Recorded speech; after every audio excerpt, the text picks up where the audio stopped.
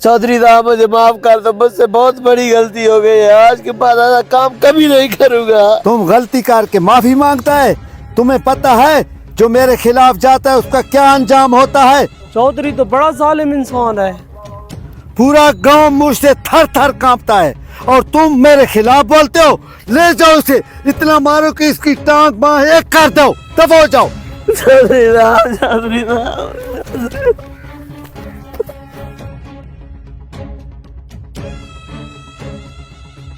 लोग कहते थे चौधरी जालिम है, लेकिन आज मैंने देख भी लिया है वो वाकई जालिम है।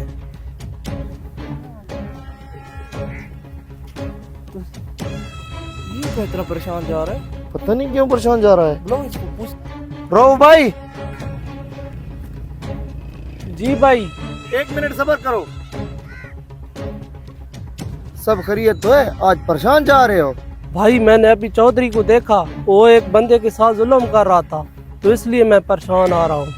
अच्छा तो ये बात है, हमने तो पहले सुना था कि चौधरी बहुत जालिम है और लोगों पर जुल्म करता है। आज आपने देख लिया और आप हमें बता रहे हैं, हमें इसका कोई हल निकालना चाहिए। हाँ हाँ, तुम बिल्कुल ठीक बोल रहे हो।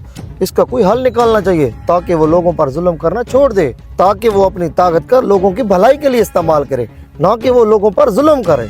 हाँ भाई आप ठीक बोल रहे हो। मेरे पास एक आइडिया है। कौन सा?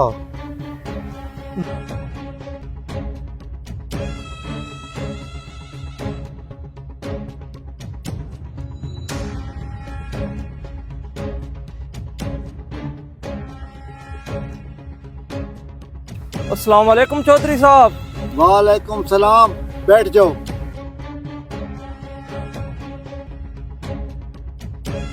जी भाई, क्या मसला है, बोलो। चौधरी साहब हमने आपसे कुछ सवालात करने हैं। तुम्हारी इतनी हिम्मत है जो मुझसे सवाल करो? चौधरी साहब सिर्फ आपसे अर्ज कर रहे हैं, छोटे से सवाल करने हैं। हाँ हाँ पूछो, क्या पूछना है? चौधरी साहब पहला सवाल, क्या आपको अपनी ताकत का असल मकसद मालूम है या फिर सिर्फ लोगों पर जुल्म ही करते हो? चौधरी साहब सवाल मेरा ये है कि अल्लाह पाक ने आपको इतनी बड़ी ताकत दी है कि आपको चौधरी बनाया है, तो आप इस ताकत को भलाई के लिए इस्तेमाल क्यों नहीं करते? और अगर अल्लाह पाक आपसे ये ताकत छीन ले तो आपका पीछे क्या बचेगा? चौधरी साहब अल्लाह से डरो। ताकत का ये मकसद नहीं कि अपनी बड़ाई करो, बल्कि लोगों की मदद करो और अच्छाई को फरोग दो। इससे आपकी दुनिया भी संवरेगी और आखिरत भी।